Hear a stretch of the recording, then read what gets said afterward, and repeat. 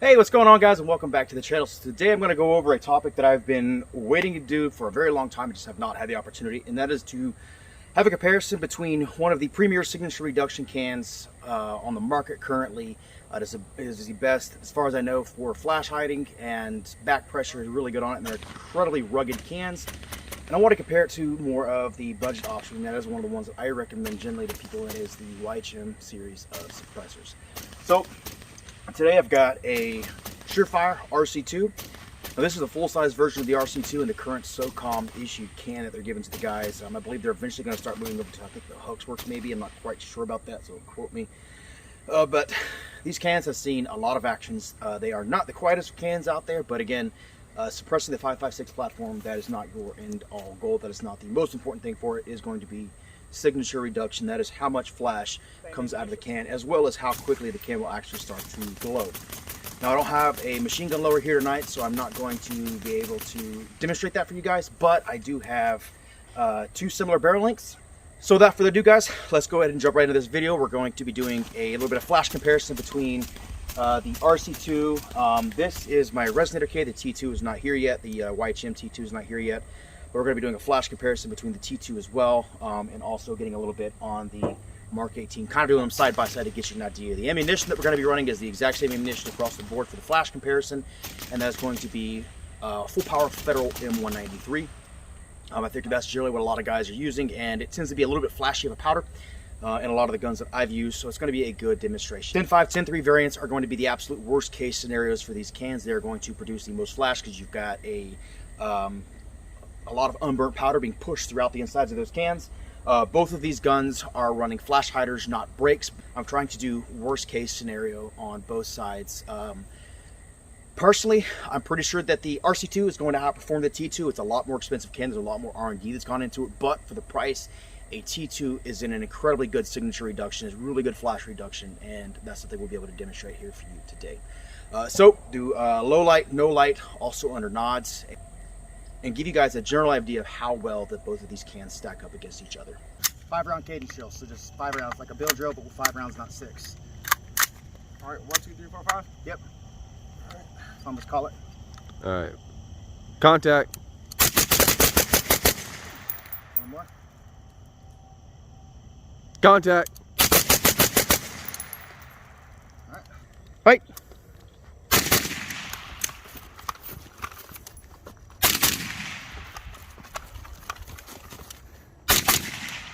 Four.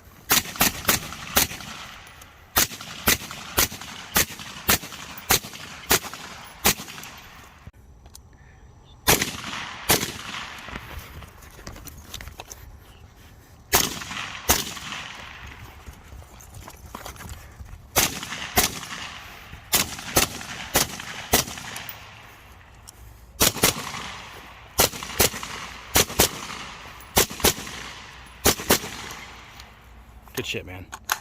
Fight.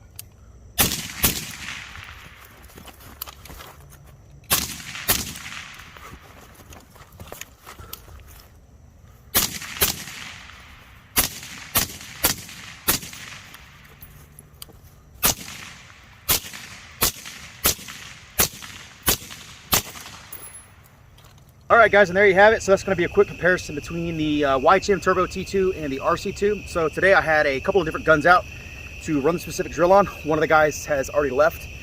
Thomas, he had a Roscoe 11.5.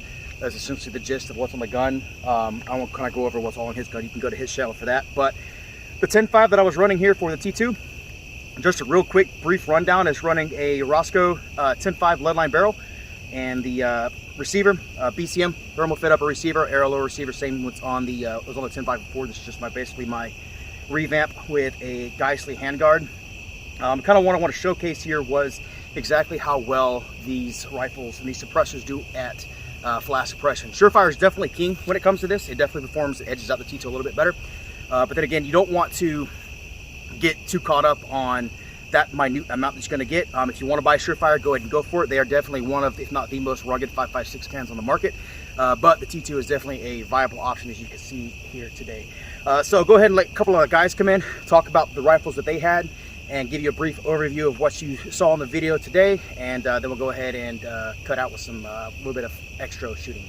So TJ, you want to come over and show off your 11.5? Like I said, just give a brief overview from front to back of exactly what it is you're running.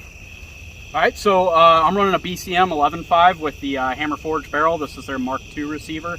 I'm running a Surefire RC2. I have a mod light and a D-Ball A3. Just a simple, reliable system. He's running the, is that the second generation BCM upper receiver? The one that's yeah, this is their new Mark II receiver. It's a little bit beefed up. Yeah, I like it a lot. It kind of has like kind of a billet look to it, but it's forged package, which is going to be significantly tougher than what your billet options are going to be. So, really good running rifle. How do you like it so far? Honestly, I love it. I've been running this for a while now. It's reliable. Really no complaints. That's on a BCM lower? This is a LMT lower. This is one of my SBR lowers. Okay. So, sweet. but yeah, no, it runs and it won't die. It's awesome. All right, guys. We'll go ahead and get Eric in here. Go ahead and give you kind of an overview. You didn't see his rifle in here a lot today, just because he was running the Mark 18, which you guys will see here in just a second, to kind of give you an idea of what exactly it is you saw in the last one for him. Yep. So basically, I'm running a Roscoe 12.5, Sons of Liberty, upper and lower, 2AR mint rail. My can, I'm actually running the YHM Resonator K, the 30 cal can. Yeah, I had his can on my gun today because he's got a T2. I'm running a Turbo K. Wanted to kind of get a little bit more of a fair comparison between the two versus an RC2, because the K cans are definitely going to be way flashier than what your full-size cans are going to be. What all's in the receiver and the lower parts kit and everything that you're running here? Kind of give us an idea of what's there and how you like it. Yeah, so basically, Geisley SDC trigger. Okay. Same trigger I'm running in mine? Yeah, same trigger you're running yours. You know, nothing fancy, just a regular safety selector. Good high quality fighting rifle. And guys, a lot of the dudes, ain't nothing really to talk about. It's just basic parts, honestly. Yeah. And I mean, it's a lot of the guys that are out here, they're not running super fancy rifles. I mean, you see, he's got an LT lower, but he's got a BCM upper. And I know a lot of times on the internet right now, you're seeing the shit with the snobs versus the pours and stuff, and they're saying that BCM isn't quite up to par with other companies. But a lot of the rifles that we got out here running, they run pretty good. And we've kind of got a pretty good formula down, Eric and Thomas as well, of what exactly works. Yeah, I'm about to say my 12.5, it just runs. All right, guys, and last but not least, so this is the 10.3 host that you're going to see for the RC2 that we had out here today. This rifle is on loan for me from a buddy. I am on his trust, so any of ATF, don't come shoot my dog. Go ahead and give a brief overview front to back of this guy. The rifle is basically as close, I think, as you could possibly get to clone correct. And again, this isn't my rifle, this is just me basing it off what he's told me for this. This is as close as you can get to a crane spec Mark 18 that they would have issued seals. It's a Colt upper receiver, Colt lower receiver, lower parts kits, Colt lower parts kits with a Geisley trigger in here. I believe it's got an H2 buffer in this guy with a standard carbine spring. Tried and true wrist 2 rail in here. Nice thick boy quad rail that he's got here, PEG 15, and then old school Surefire light. Now underneath this handguard, he's got a 14.5 Colt barrel that was actually chopped down to a 10.3 and drilled out to proper crane specs, so it's got the 070 port. And then he's also running the exact same RC2 that TJ was running on his rifle. So great solid can. I would highly recommend either of these two cans if you're just getting into the NFA game and you want to just kind of dip your feet in it, you don't want to spend all the extra money.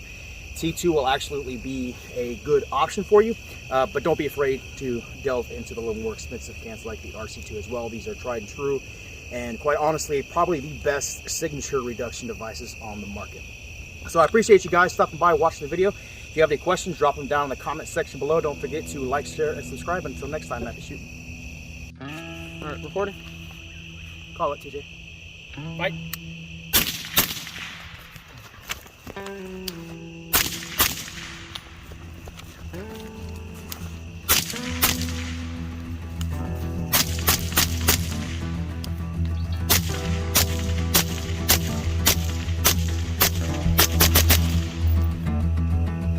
Bye.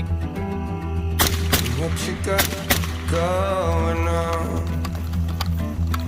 High nose, eyes closed, holding on. And I don't want another day to break. Box drill. Nope, got a racket. Box drill. Take off, steal off. night where